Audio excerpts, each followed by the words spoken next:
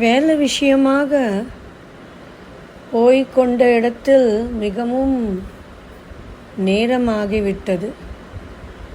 வழியும் மறந்துவிட்டது. பிறகு எப்படி ஆற்றுக்கு வருவது என்று இங்கேயும் அங்கேயும் சென்று கடைசியில் யாரோ ஒரு பெண் என்னிடம் வந்து எலக்ட்ரிக் ட்ரெயினில் சென்றால் சுலபமாக போய்விடலாம் என்றாள். சரி என்று நானும் எலக்ட்ரிக் ட்ரெயினில் டிக்கெட்டை வாங்கி கொண்டு ஏறி அமர்ந்து கொண்டேன். மிகவும் நேரம் ஆகிவிட்டது. ரொம்ப இருளாக 4 பக்கமும் இருட்டு. என்ன செய்வது என்று தெரியவில்லை. மனுஷாலும் ரொம்ப குறைவாக தான் இருந்தார்கள் கம்பார்ட்மெண்ட்டில். இருந்தாலும் என் கிருஷ்ணனை பூர்ணமாக நம்புகிறவள் நான். அங்கே அவர் மீது பாரத்தை போட்டு நீங்கள் இருக்கும்போது எனக்கு என்ன பயம் என்று நான் கண்ணை மூடிக்கொண்டு பொறுமையாக என் ஸ்டேஷன் வர வேண்டும் என்று எதிர்பார்த்து கொண்டு இருந்தேன். ஒரு மனிதன், அவன் யார் என்று தெரியவில்லை, ஆனால் மிகவும் பார்க்கறதுக்கு ஒரு பயங்கரமான உருவம். 6 அடி நன்று ரொம்ப பயங்கரமாக இருந்தது. எப்படி என்று சொல்ல முடியவில்லை. பல்லும் கண்களும் கூரான நகங்களும் மிகவும் பயத்தை உண்டாக்கும் ஒரு அமைப்பு, அவனுக்கு தோற்ற அமைப்பு. கழுத்தில் ஒரு சிகப்பு, சினிமாவில் காமிக்கும் மாதிரி கழுத்தில் ஒரு சிகப்பு கயிறை கட்டி கொண்டு இருந்தான். என்னடா இது, வினோதமாக இருக்கின்றதே, இவன் ஏன் சிகப்பு கயிறை கழுத்தில் கட்டி கொண்டு இருக்கான்? எல்லாரும் ஆடை அணையிடா மாதிரி தான் ஒரு கீழே ஒரு ஜீன்ஸ் பேண்ட்டும் மேலே ஒரு கருப்பு டிஷர்ட்டும் போட்டு கொண்டு இருந்தான். அவன் மிகவும் முக அமைப்பு ஒரு பயத்தை ஊட்டும் போலே இருந்தது. நான் ஒரு தரம் அவனை பார்க்கும்போது கடகட என்று ஒரு சிரிப்பை வாயில் கொண்டு வந்தான். மிகவும் பயந்து விட்டேன். இருந்தாலும் பயத்தை வெளிப்படுத்தாமல் அந்த ட்ரெயின் கம்பார்ட்மெண்ட்டில் அதே இடத்தில் உட்கார்ந்து இருந்தேன். என் கிருஷ்ணரிடம் பிரார்த்தனை செய்து கொண்டு, நீங்கள் இருக்கும்போது எனக்கு என்ன பயம் என்று மனதில் தைரியத்தை வளர்த்து கொண்டு அங்கே உட்கார்ந்திருந்தேன். சிறிது நேரம் ஆகிவிட்டது. ஒரு ஸ்டேஷன் வரும்போது இன்னும் 2, 3 என்று இவனைப் போலவே ஆட்கள் வந்து ட்ரெயினில் ஏறினார்கள். என் பயம் இன்னும் அதிகரித்தது. இறங்கி விடலாமா? இந்த ஓடும் ட்ரெயினிலிருந்து குதித்து விடலாமா?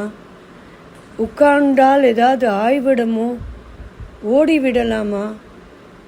எங்கேயாவது போய் ஒழிந்து விடலாமா?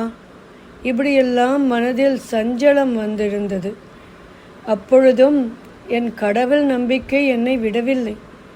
என் கிருஷ்ணர் எவ்வளவோ சங்கடமான சமயத்திலெல்லாம் என்னை காத்து ரட்சிச்சார்.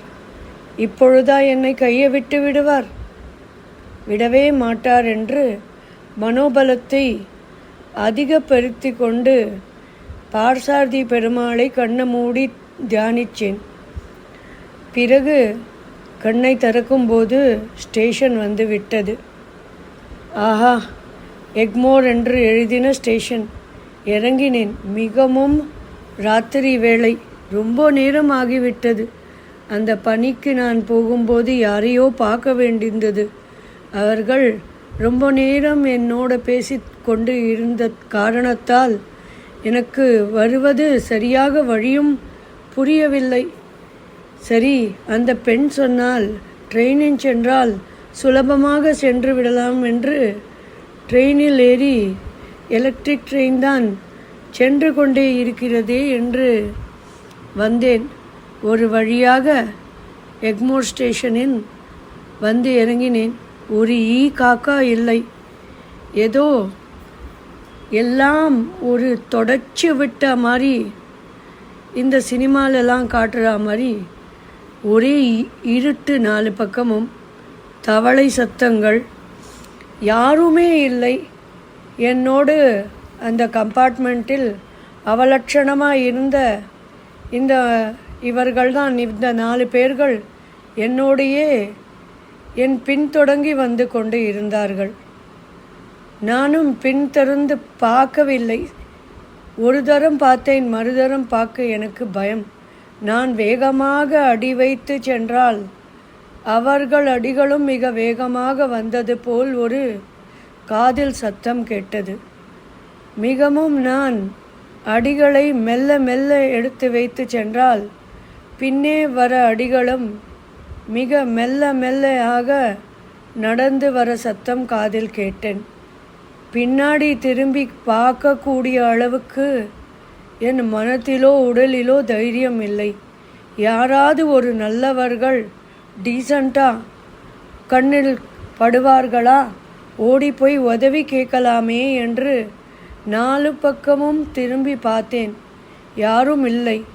இவர்கள்தான் ஒரு கும்பல் கூடி என்னை பின்தொடங்கி வந்து கொண்டு இருந்தார்கள். மிகவும் பயம் அதிகரித்து சென்றது. நம்ம நல்லபடி போய் சேர்வோமா, இல்லை இவர்கள் நம்மளை இங்கேயே சமாதிக்கு ஆளாக்கி விடுவார்களா? பகவானே, சதா சர்வகாலமும் உன்னை நம்பிக்கொண்டிருக்கிறேன், என்னை கைவிட்டு விடாதே என்று கண்ணில் வர கண்ணீர்களை நிறுத்தி கொண்டு மனதில் பிறகு அந்த பார்த்தசாரதியை தியானம் செய்து தைரியத்தை வரவைத்து கொண்டு முன்னே சென்றேன். ஓடிவிடலாமா என்று ஒரு மனதில் ஒரு யோசனை வந்தது. யாரும் தான் இல்லையே. நான் ஓடச் சென்றும் போது சில தூரம் ஓடும்போதே இவர்கள் ஸ்டேஷனில் பின் தொடங்கி ஓடுறது காதில் கேட்டது. நான் நிற்கும் போது அவர்களும் நின்று விட்டார்கள். என்னடா இது, படத்தில்தான் இந்த மாதிரி சம்பவங்கள் நம்ம பார்த்திருக்கிறோம், நேரிலேயுமா? என்ன செய்வது, யாருமே இல்லையே என்று யோசனை பண்ணி கொண்டிருந்தேன். என் கையில் செல்ஃபோன் இருந்தது. ஆனால் ஒரு யோசனை வந்தது. என் செல்ஃபோனை கையிலிருந்து எடுத்து விட்டு கடாச அவர்களுக்கு எவ்வளோ நேரம் ஆகும் என்று, போலீஸுக்கு தான் நம்ம கூப்பிடுவோம் என்றால் அவர்களுக்கு தகவல் கிடைச்சாதானே வந்து உதவுவார்கள். யாரிடம் நம்ம இதை சொல்வது? யாருமே இல்லையே. இவர்களை பார்த்தால் பின்தொடங்கி வருவர்களை மிகவும் பயங்கரமாக இருக்கிறார்களே என்று அசுர கூட்டம் போல இருந்த அவர்களை கண்டு என் உடம்பு நடுநடுங்கியது. குரலோ வாயை விட்டு வரவில்லை. கத்த பிரயத்தனை செய்தாலும் குரலே வரவில்லை. நான் இதை கேள்விப்பட்டிருக்கிறேன், ஆனால் அப்பொழுதுதான் நான் அனுபவம் செய்தேன். எவ்வளோ வேகமாக கத்தினாலும் தொண்டையிலிருந்து குரல் எழும்பவில்லை. நான் என்ன செய்வது? கண்ணீரோ நிற்கவில்லை. கண்களோ இங்கேயும் அங்கேயும் யாராவது ஒரு நல்லவர்கள் நம்மளுக்கு உதவி செய்ய கிடைக்க மாட்டார்களா என்று ஏங்கிக் கொண்டு பார்த்து கொண்டு இருந்தது. மனதுக்குள் ஒரு உறுதியை வளர்த்தேன். கண்ணை மூடிக்கொண்டு நான் இப்பொழுது ஸ்டேஷனை விட்டு வெளியில் ரோடில் வந்து விட்டேன். ரோடில் பார்த்தாலும் யாருமே இல்லை. 4 பக்கமும் இருட்டுதான். எல்லா கடையும் மூடியிருக்கின்றது. யார் உதவுவார்கள்? எப்படி உதவுவார்கள்? கையில் செல்போனை ஆஃப் செய்து விட்டேன். ஏனென்றால் ஆனில் இருந்தால் என்னோட டீட்டெயில்ஸ் எல்லாம் இவர்கள் எடுத்துக்கொள்வாரோ என்று ஒரு பயம். அதை ஆஃப் செய்துவிட்டு கையில் கெட்டியாக பிடித்து கொண்டு பார்த்தசாரதி பெருமாளை தியானித்தேன்.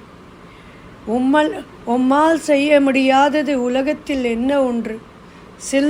சிறு புல்லு அசைவில் இருந்து பெரிய மல அசைவல் வரில் உங்கள் ஆதிக்கத்தில்தான் எல்லாமே இருக்கின்றது.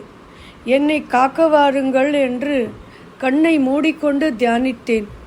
அதுக்குள்ள இந்த கும்பல் என்னை நாலு பக்கத்திலிருந்தும் சூழ்ந்து கொண்டார்கள். நான் நடுவில் நின்று கொண்டேன். என்ன செய்வது என்று தெரியவில்லை. அது எக்மோர் ஸ்டேஷன் பக்கத்தில் ராத்திரி வேளையில் நடந்த சம்பவம், உண்மையான சம்பவம். அப்பொழுது கண்ணை மூடிக்கொண்டு அவரை தியானம் செய்து கொண்டு இருந்தேன். திடீரென்று ஓட்ட சத்தம் கேட்டது. யார் ஓடுவது என்று கண் திறந்து பார்த்தால் திபு திபு திபு திபு திபு திபு என்று இந்த கும்பல் என்னை விட்டு ஓடுவதை கண்டேன். என்ன ஆச்சரியம்! சில நொடிகள் முன்னே இந்த கும்பல் என்னை 4 பக்கத்தில் இருந்தும் சுழ்ந்து கொண்டு நின்று சிரித்து கொண்டு பார்த்து கொண்டு இருந்தது. இப்போ தலை தெறிக்க எப்படி ஓடுகின்றது என்று பார்த்தால் எதிரே ஒருவன் நின்று கொண்டு இருந்தான். அவன் மிகவும் அழகான தோற்றம் கொண்டவன். யார் என்று எனக்கு புரியவில்லை. அவனை பார்த்து இவர்கள் ஓடிவிட்டார்கள். என்னை பார்த்து அவன் சொன்னான், நீ யாரம்மா? இந்த வேளையில் இத்தனை தனித்தனியாக எக்மோர் ஸ்டேஷனில் என்ன செய்கிறாள்? என்ன வேண்டும்? காலம் கெட்டு கிடக்கிறது. வா, உனக்கு நான் ஒரு காபை பிடித்து கொண்டு எனக்கு எங்கே செல்ல வேண்டும் சொல், நான் அமைச்சு விடுகிறேன் என்று ஒரு கேபை கூட்டு அதில் என்னை அமர வைத்து அந்த கேப்காரை நம்பரை வாங்கி கொண்டு தபாரப்பா, இவங்களை பத்திரமாக இவங்கள் இல்லத்தில் கொண்டு சேரு. பிறகு எனக்கு ஒரு கால் பண்ணு என்று, இல்லை இந்த ஸ்டேஷனிடம் வா என்று ஸ்டேஷன் பேரை கொடுத்து சென்று விட்டார். போலீஸ்காரர் என்று புரிந்து கொண்டேன். மிகவும் அந்த பார்த்தசாரதி பெருமாளுக்கு நன்றியை சொல்லி நான் இல்லத்தில் இறங்கினேன். இறங்கின உடனே அந்த கார்காரன் அந்த போலீஸ் ஸ்டேஷனில் இருக்க அந்த பேருள்ள போலீஸ்காரருக்கு ஃபோன் செய்தான். இல்லையப்பா, நான் இப்படி எந்த பெண்ணும் எனக்கு தெரியாது, யாரையும் நான் காரில் ஏற்றி அப்படி அனுப்பவில்லை. ஏன் என் நம்பர் உனக்கு எப்படி கிடைச்சது? நீ எப்படி எனக்கு கால் செய்கிறார்? இனிமே கால் செய்து என்னை டிஸ்டர்ப் செய்யாதே என்று ஃபோனை வைத்து விட்டான். என்ன ஆச்சரியம்! வந்தது யார்? என் கிருஷ்ணர் தான்.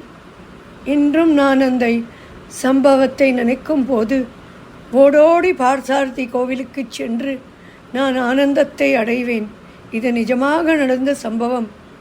அவர் வியாபிக்கும் இடம்தான் இல்லை, அவர் வியாபிக்கும் இடம் எல்லா இடத்திலும் உள்ளது.